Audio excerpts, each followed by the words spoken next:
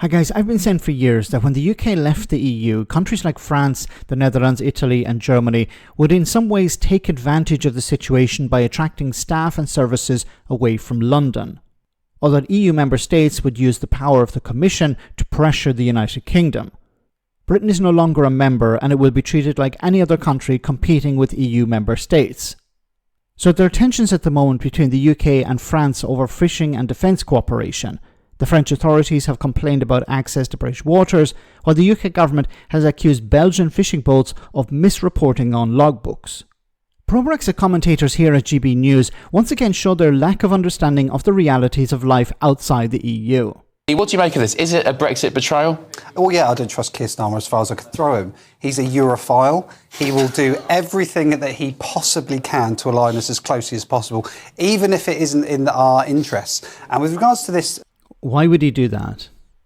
Why would he align the UK with the EU if it was not in the interest of the United Kingdom? You can't just throw these things out there. You have to provide a reason for that. Just because he's a Europhile. Yeah, what I'm going to do is I'm going to align the UK with the European Union against its own interests. That makes no sense whatsoever.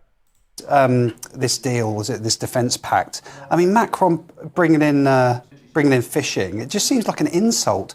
The UK's defence industry is a prize for the European Union. It is it's very worth them being a part of it. That's something we should use in our favour as a negotiation. We shouldn't be handing it over with taking a deal with fish or something like that. It's got nothing to... How the tables have turned. Do you remember back in 2020, the European Union, the Commission, was asking, why are the Brits talking about fish all the time? Why is Boris Johnson and his negotiating team, David Frost, obsessed with fish? Fish represent almost nothing. It's as big as the lawnmower industry, I believe. But it was put front and centre. And now that the French are using fish as a bargaining chip, Brexiteers have a problem with it. It's like, you were obsessed with fish. The problem here that Brexiteers don't seem to understand is that now that the UK is outside the European Union, it's in a weaker position. It's not an equal with the EU. It's not an equal with the United States. It's not an equal with China. It's in a much weaker position. So if you're going to go up against the EU or go up against members of the EU, you're going to be at a disadvantage. And France is going to use whatever it can in order to pressure the UK. Am I saying what France is doing is correct? No, I'm not saying that. But it's going to use the power of the European Union or the European Commission to pressure the UK to change its ways. To do with it.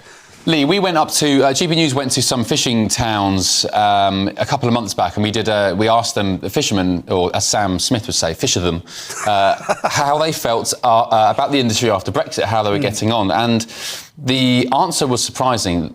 Everybody was unanimous. They said, we are worse off after Brexit. That's surprising.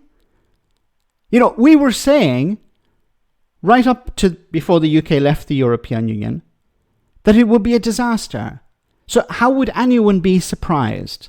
You're cutting yourself off from your biggest market. You're making it more difficult to bring in the fish you need to sell in the UK, and you're making it more difficult to sell your fish into the single market.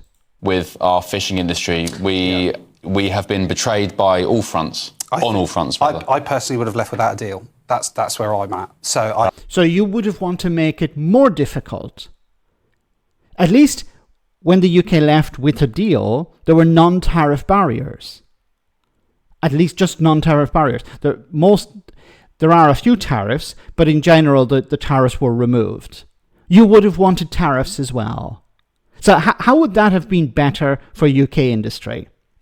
Instead of just having the non-tariff barriers, which are creating massive problems, you would have added tariff barriers as well. Congratulations. That would have been a lot worse. No, it wouldn't. Yes, it would. Would have been. Why would it have been worse, Jonathan? Because we'd have ended up with nothing instead of something.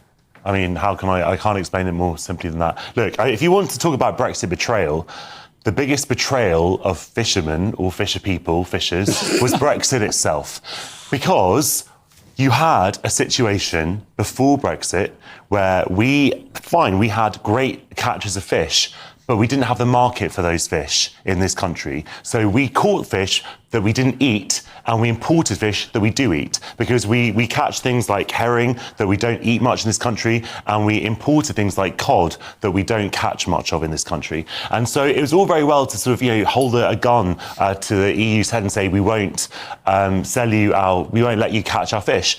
But then that was just going to be shooting ourselves in the head, because it was meant that we were cutting off our own market for fish, because that was the EU is our biggest market for fish. And so that was why we needed the EU. And what you had after Brexit was all kinds of fishing suppliers going out of business. In Scotland it happened because you had all the hold-ups, all the regulation, the bureaucracy, supply chains that require, you can't wait for 3 days in a port when you have a fresh catch. And so you've had a complete decimation. And they're having to sell trawlers as well, major firms up in Scotland. It's been a total disaster that we predicted. I wrote about fishing before Brexit. Yes, it did need to be, unless we were going to join a single market in the customs union and have a full bespoke deal. Absolute nonsense. It's not. 10 seconds. Well, the European Union made this difficult, not us. Full stop. Okay, there we go.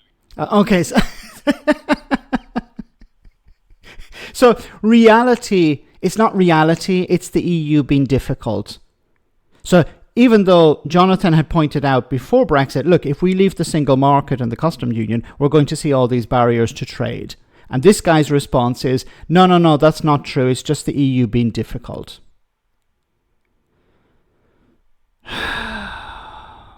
How are you supposed to get through to somebody who either doesn't understand reality or does but pretends not to? I don't know if this guy is pretending or he actually doesn't understand the reality of being outside the EU. There are two major problems here with being outside. One is accessing the market that you need to sell into or you need to import from. And the second, as I said before, is that countries like France will use the power of the EU to pressure the UK into a position. They would be wrong not to. I'm not saying that it's the right thing to do, but they would be stupid not to use the power of the Commission, using the power of the EU to pressure the UK into accepting better access to British fishing waters, stuff like this. Look, at the end of the day, the defence industry is much more important to the UK economy than the fishing sector. So, of course, Stormer is going to do a deal with France. So this is about accessing defence spending in the European Union. The UK produces a huge amount of weapons material, equipment, technology, research and development into new technology. So this is something that the EU want to access. But it's not going to give the UK an easy deal, saying, look, if you want to access our market, if we want to access your equipment, but if you want to access our market, you have to make a few changes. And we're going to stand on the side of our member states than you. Let me know in the comment section, guys, what you think. As always, your comments are greatly appreciated. Thanks a lot.